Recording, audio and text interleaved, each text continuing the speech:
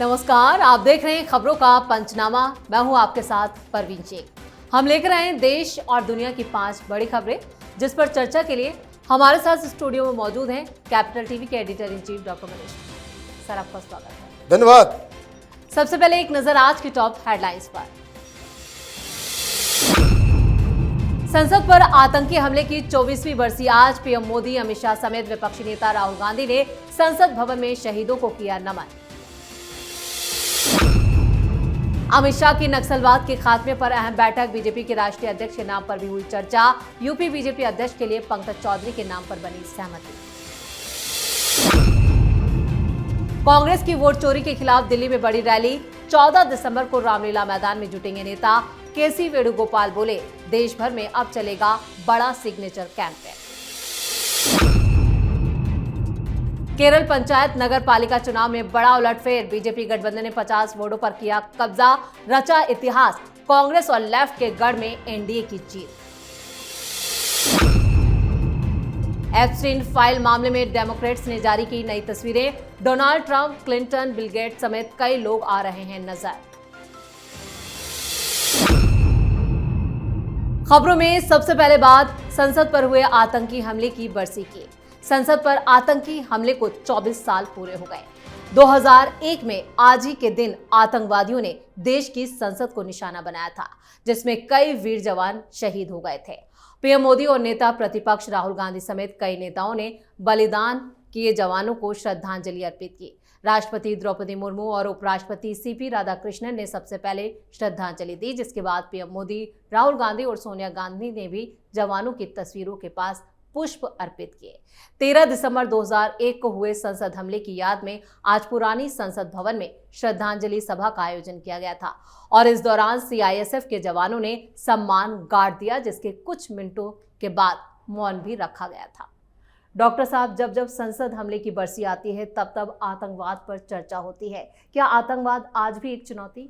देखिए, चुनौती तो है ही, और इसलिए लगातार मोदी सरकार कभी पुलवामा में अटैक होता है तो एयर स्ट्राइक करती है, उरी में कुछ होता है तो सर्जिकल स्ट्राइक होता है, और जब पहलगाम में कुछ होता है तो ऑपरेशन सिंदूर जो अभी जारी है। लेकिन एक बात और एक चीज जो देश की जनता को सोचना चाहिए, ये कांग्रेस पार्टी और विपक्ष के लोग ये क्यों पुष्प अर्पित करने के लिए वहां पहुंच गए?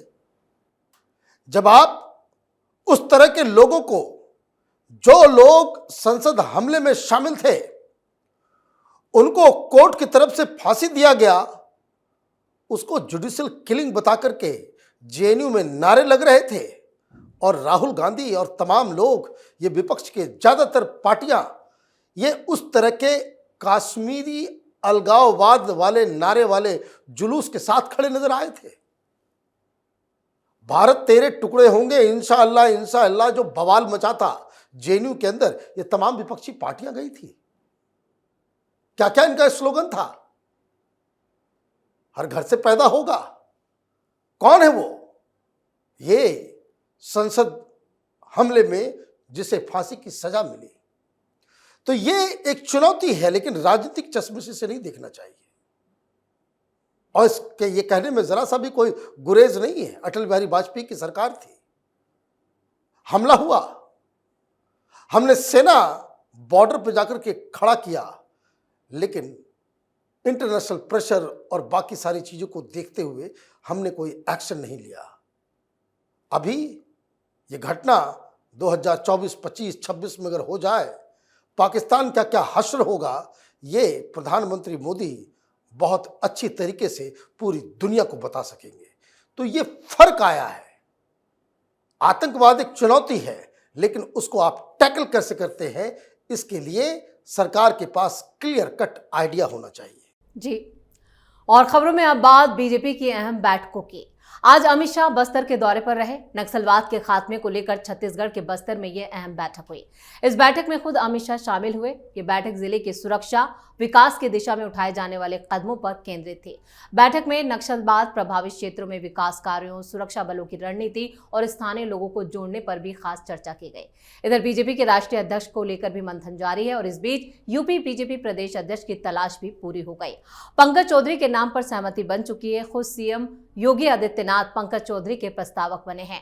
औपचारिक ऐलान कल होगा। डॉक्टर साहब, नक्सलवाद पर अमित शाह की हाई लेवल मीटिंग और इधर बीजेपी अध्यक्ष को लेकर भी मंथन जारी। देखिए, अमित शाह को तो भारत रत्न मिलेगा इस नक्सलवाद को खत्म करने के लिए। ये मैं बार बार कह रहा हूं, कितना बड़ा काम किया है। इसके लिए बिल्कुल ह्यूमन जैसा जो है एक पावर चाहिए। बहुत बड़ा उपकार देश के ऊपर हुआ है। ये वायरस, ये नक्सली आतंकी, ये नक्सलवाद के नाम पे इसको छिपाने की जो कोशिश, दरअसल ये माउस टेररिस्ट है। दुनिया के टॉप 5 टेररिस्ट ऑर्गेनाइजेशन में ये इनका गिनती होता था और आपने इतना बड़ा ऑपरेशन करके खत्म कर दिया, तो भारत रत्न तो इस काम के लिए उनको मिलेगा ही। और अब जहां जहां ये नक्सलिज्म खत्म हो रहा है, वहां कैसे विकास की गंगा बहे, कैसे वहां के लोगों को मेन स्ट्रीम में जोड़ा जाए, कैसे वहां पे स्कूल अस्पताल ये खोलने नहीं देते थे, सड़क नहीं बनाने देते थे, बिजली पहुंचने नहीं देते थे, टेलीविजन नहीं पहुंच सकता, टेलीफोन के जो टावर्स लगते हैं वो नहीं लगने देते थे ये नक्सली। और उनके आका दिल्ली में बैठ करके यहां पे आर्टिकल लिखा करते थे। तो ये तो बहुत बड़ा काम हुआ है और बहुत बहुत धन्यवाद इस सरकार को कि आपने बिल्कुल जिस डिटर्मिनेशन से काम आपने किया, और भारतीय जनता पार्टी को इसलिए कि वो देश के लिए काम भी कर रही है और स्ट्रेटजी, चुनाव जीतने की स्ट्रेटजी में भी वो पीछे नहीं रहती है।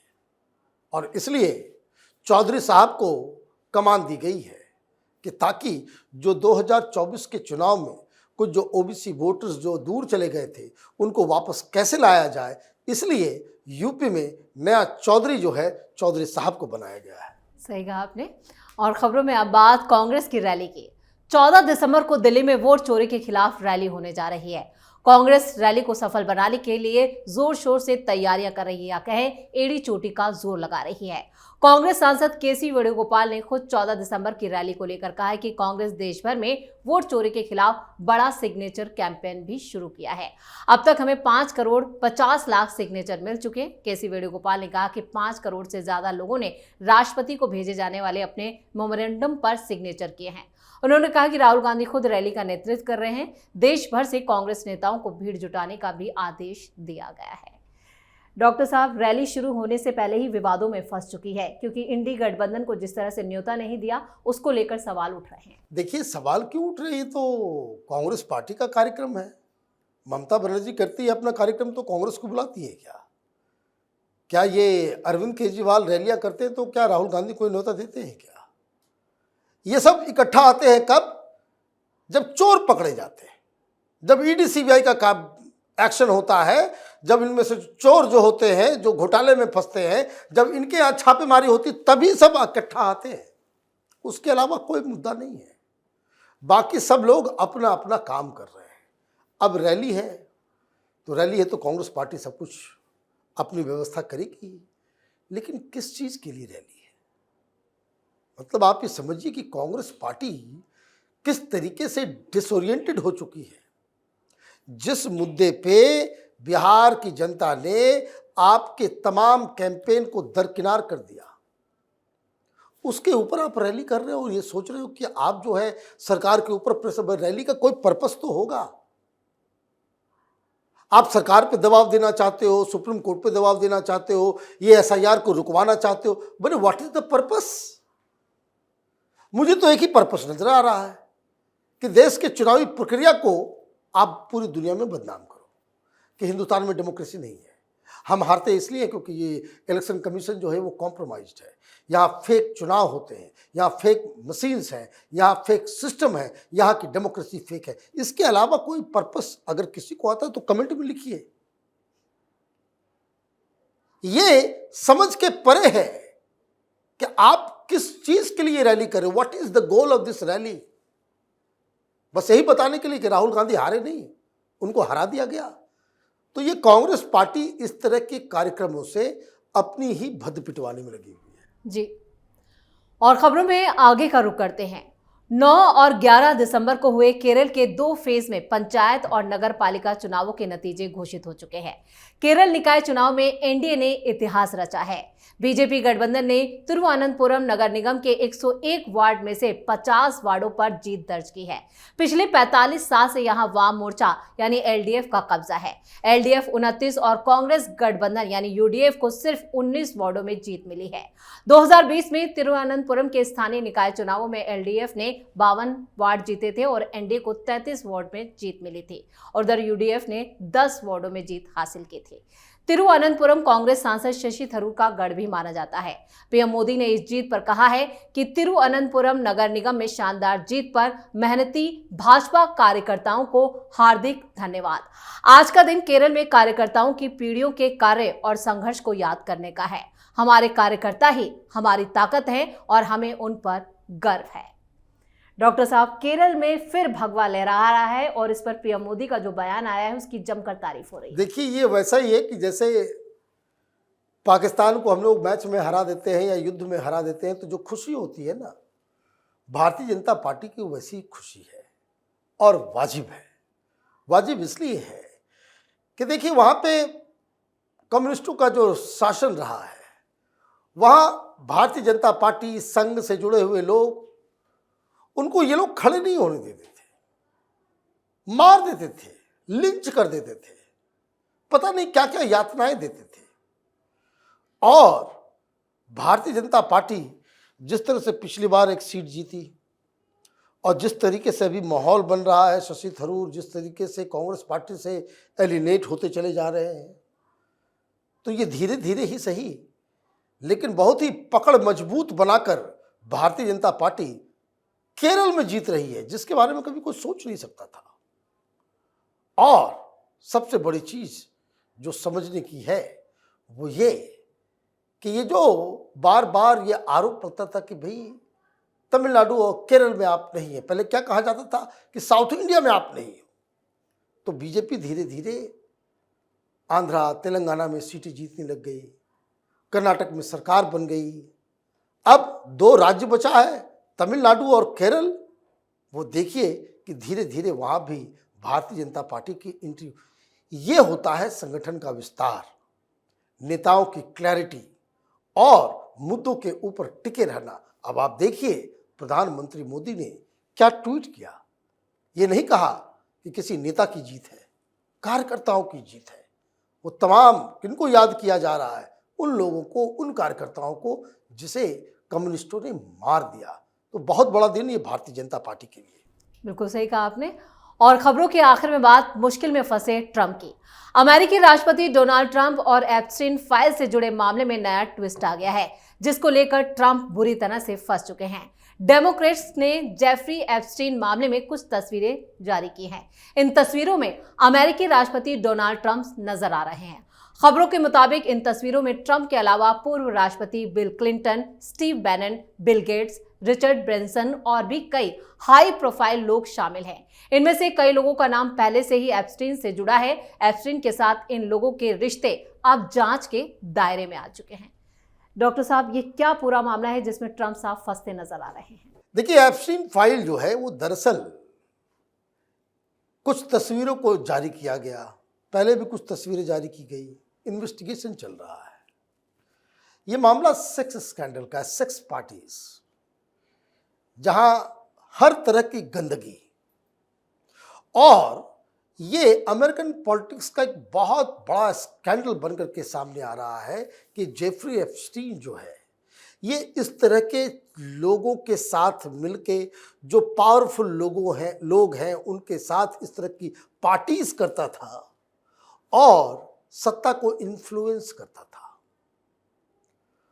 और डोनाल्ड ट्रंप जब यंग थे तो वो भी इस पार्टीज में जाया करते थे। तो ये जेफरी एप्स्टीन का ये जो पूरा का पूरा नेटवर्क जो बहुत ही अनएथिकल ग्राउंड पे था, लेकिन पॉलिटिकल इंटरवेंशन उसका, वो सत्ता के गलियारों में उसकी जो पहुंच थी, ये विवाद का विषय है। अब डोनाल्ड ट्रंप कह रहे हैं कि भाई हमें नहीं मालूम, मैं नहीं जानता उसको, मैं कभी उसको एक आइलैंड हुआ करता था, उस आइलैंड पे इस तरह की सेक्स पार्टीज हुआ करती थी। तो ये सब लोग जो है, अब जिसका नाम आएगा वो तो बदनाम। तो क्लिंटन साहब तो पुराने खिलाड़ी हैं, बहुत सारे लोगों का नाम आ रहा है, करीब 200 बड़े बड़े लोग इसमें फंसने वाले हैं। डोनाल्ड ट्रंप की मुसीबत यह है कि डोनाल्ड ट्रंप हर जगह हर मुकाम पे अभी फेल होते चले जा रहे हैं, और उसमें इस तरह की जो खबर आ जाती है, इस तरह का खुलासा आ जाता है, तो वो जो है वो पूरी तरीके से इनके लिए बड़ा डैमेजिंग होता है। हालांकि उन्होंने कहा कि भाई एप्स्टीन से हमें कोई लेना देना नहीं है, मैं कभी उसके आइलैंड पे नहीं गया, कभी मैं पार्टी में नहीं गया। तो अब ये देखिए कि आगे ये मामला क्या होता है। लेकिन ये जो जिस तरीके से जो डोनाल्ड ट्रंप की पॉपुलैरिटी बिल्कुल अभी रसातल में है, 30% के आसपास पहुंच गई है, वो और भी ज़्यादा नुकसान देने लायक है। डॉक्टर साहब, इस तमाम जानकारी के लिए और सटीक विश्लेषण के लिए आपका बहुत बहुत धन्यवाद। धन्यवाद। खबरों का पंचनामा में आज के लिए इतना ही। देश और विदेश की बाकी खबरों और उनके सटीक एनालिसिस के लिए देखते रहिए कैपिटल टीवी। वीडियो को लाइक करें, शेयर करें और कैपिटल टीवी को सब्सक्राइब जरूर करें। धन्यवाद।